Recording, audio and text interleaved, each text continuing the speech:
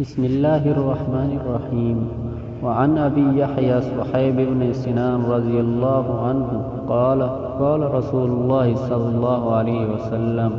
ابو یحییٰ صہیب بن سنان رضی اللہ عنہ سے روایت ہے کہ رسول صلی اللہ علیہ وسلم نے ارشاد فرمایا کہ مومن کا سارا معاملہ ہی عجیب ہے کہ اس کے تمام کام اس کے لیے خیر ہیں۔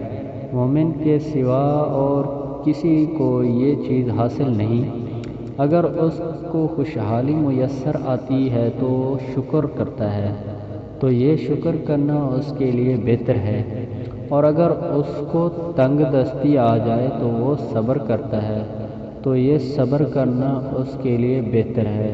تو یہ مومن اسے کہتے ہیں۔ تو پلیز اگر ہماری ویڈیو اچھی لگی ہو تو ہمارے چینل کو سبسکرائب اور لائک شیئر ضرور کریں۔ شکریہ۔